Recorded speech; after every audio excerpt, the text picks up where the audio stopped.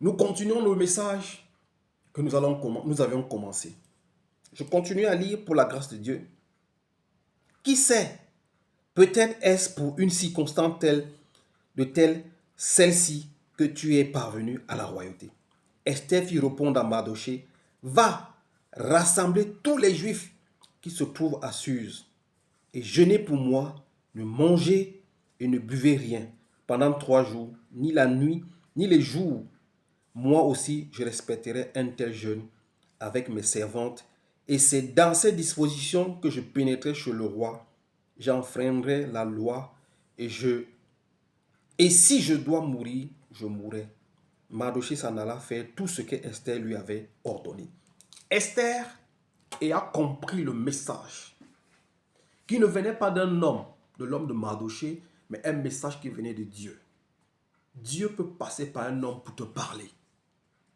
Frère, que ta position ne te trompe pas, que ton statut ne te trompe pas, que ton élévation ne te trompe pas. Si tu as été élevé, si tu as été positionné, c'est pour aider les pauvres.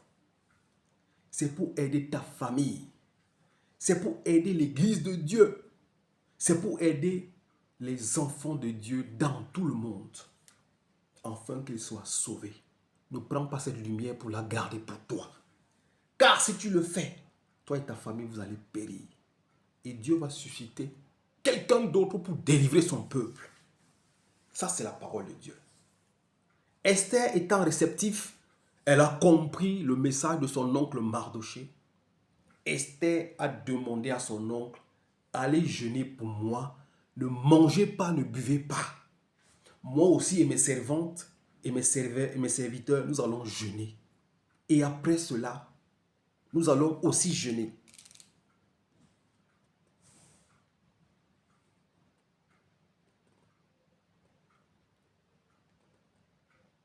Et elle dit dans ses dispositions, elle va rentrer dans la cour du roi malgré l'interdiction. S'il faut alors qu'elle meure, elle va mourir pour son peuple. Frères et sœurs, Dieu t'a positionné, il t'a précédé, il t'a envoyé de l'avant pour aider ton peuple dans les moments difficiles, dans les dangers, dans les difficultés. Frères et sœurs, la Bible nous dit, le Seigneur Jésus-Christ a donné sa vie pour nous. Nous aussi, nous devons donner nos vies pour les autres. Tu dois jeûner. Tu dois prier pour ta famille. Tu dois intercéder pour tes frères et sœurs. Voilà le travail que Dieu te donne aujourd'hui. Esther ayant compris le message, elle va demander, jeûnez pour moi. Ne mangez pas, ne buvez pas. Moi et mes servantes et mes serviteurs aussi, nous allons jeûner. Et après cela, je vais rentrer dans la cour du roi. S'il faut qu'elle meure, elle va mourir pour son peuple. La Bible déclare que le Seigneur Jésus-Christ est mort pour l'Église. Frères et sœurs, soient prêts à mourir pour l'œuvre de Dieu, afin que la gloire de Dieu se manifeste. Esther va rentrer dans le royaume pour intercéder pour son peuple. Je peux encore lire. Au 7, on dit que Dieu soit loué pour ce message. Au chapitre 7,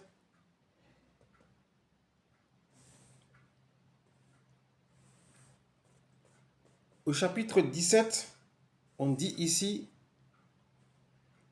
Mardochée s'en alla faire tout ce que Esther lui avait ordonné. Je m'arrête là. Si vous continuez cette histoire, vous allez voir que le jeûne a une grande efficacité quand c'est un jeûne qui est fait dans la vérité, dans la justice et dans la volonté de Dieu.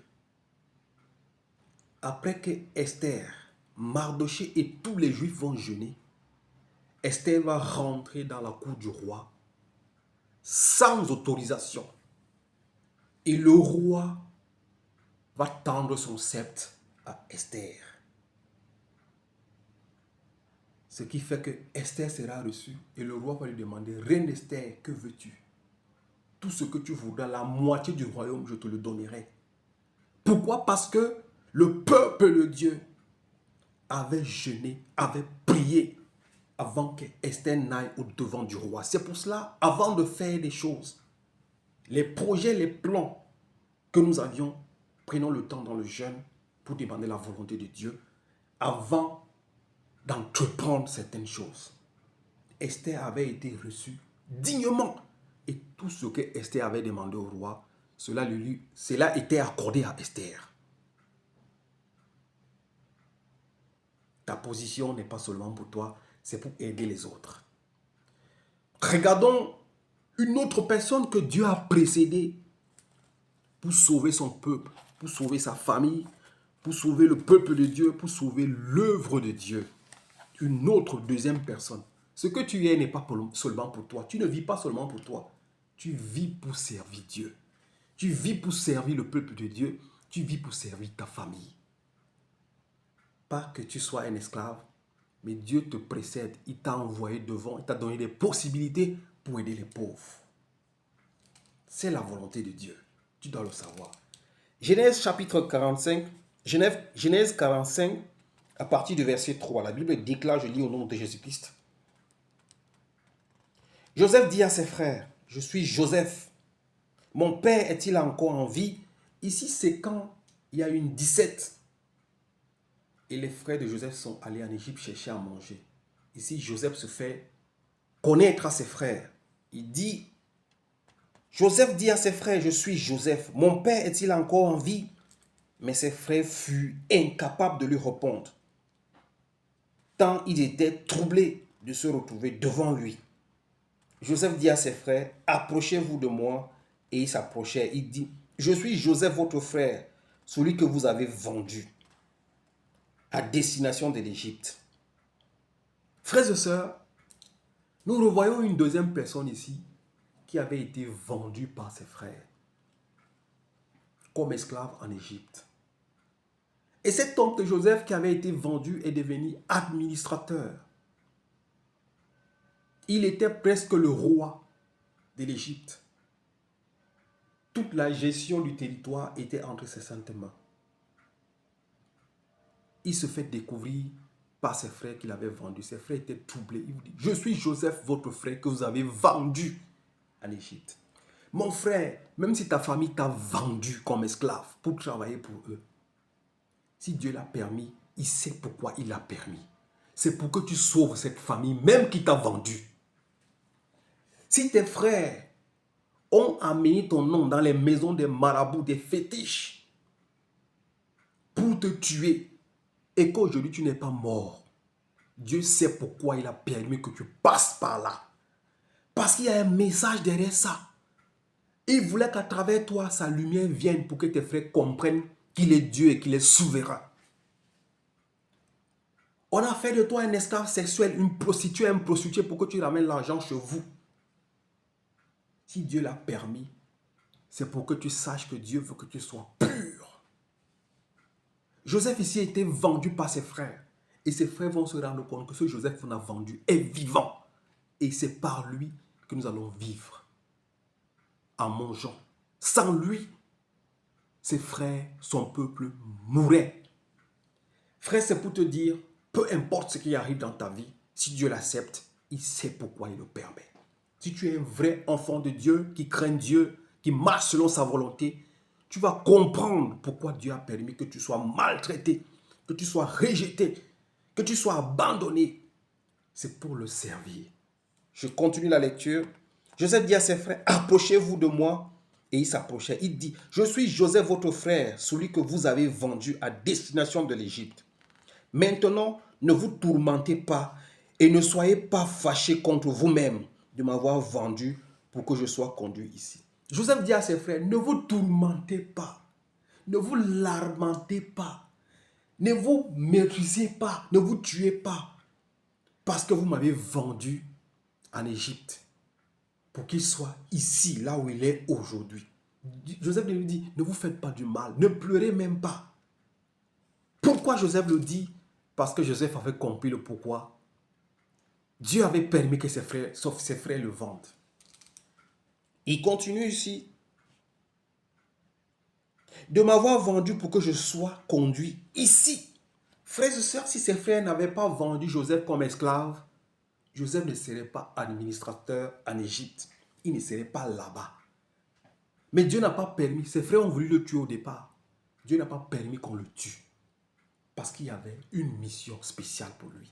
Il a permis qu'on l'envoie comme un esclave. Si vous lisez l'histoire de Joseph, vous allez voir beaucoup de choses, comment Dieu l'a utilisé, étant vendu comme esclave. Car c'est pour vous sauver la vie que Dieu m'a envoyé ici avant vous. Joseph l'a dit, vous pensiez me vendre comme esclave. Mais la volonté de Dieu a voulu que je sois ici avant vous pour vous sauver la vie. Quand la famine, la disette, les mauvais moments vont arriver. C'est la volonté de Dieu, ce n'est pas votre volonté. Ne vous tourmentez pas. Vous avez pensé me vendre. Vous avez pensé me tuer. Mais Dieu a permis cela pour une bonne cause, pour vous sauver aujourd'hui. Joseph dit ici, car c'est pour vous sauver la vie que Dieu m'a envoyé ici avant vous. Joseph l'a dit, ce n'est pas vous qui m'avez envoyé ici. En me vendant, vous pensiez faire du mal, mais c'est Dieu qui a voulu cela. Mon frère, la position que tu as aujourd'hui, les moments difficiles que tu passes aujourd'hui, les difficultés dans lesquelles tu passes, Dieu sait. Et il sait là où il est en train de t'amener. Sois comme Joseph, sois réceptif. Continue à craindre Dieu. Malgré les difficultés, les moments, malgré les différences, malgré les rejets, crains Dieu. Parce qu'il sait où t'amène. Il sait, il est en train de te précéder. Il est en train de t'envoyer devant pour sauver ton peuple, pour sauver ta famille. Comme Esther a sauvé son peuple étant princesse. Dieu prévoit toutes choses pour ses enfants. Voilà 2 ans que la famine dure dans le pays et pendant 5 ans encore, il n'y aura ni labourage ni moisson. Dieu m'a envoyé ici avant vous pour vous permettre de subsister dans le pays. Joseph persiste. Dieu m'a envoyé au-devant de vous pour vous sauver, pour vous faire subsister dans ces moments de faim et de disette. Je vais m'arrêter là, mon frère. Ce que tu es aujourd'hui, c'est pour une bonne cause. Dieu n'a pas fait de toi ce que tu es pour que tu te moques des pauvres, que tu te moques de ta famille, que tu te moques du peuple de Dieu. Si Dieu t'a élevé, c'est pour que tu puisses sauver son peuple dans des moments difficiles, dans les moments de disette, dans la faim, dans les maladies, parce que tu as les possibilités d'aider tes frères et tes sœurs, parce que tu as les possibilités d'annoncer l'évangile de Dieu dans le monde entier, parce que tu as les possibilités de prier pour l'église de Dieu, tu as la possibilité de chasser les démons, tu as les possibilités de guérir, tu as les possibilités de fructifier les dons que Dieu t'a donnés pour sauver son peuple. Que Dieu soit loué, qu'il vous bénisse au nom de Jésus-Christ. Amen.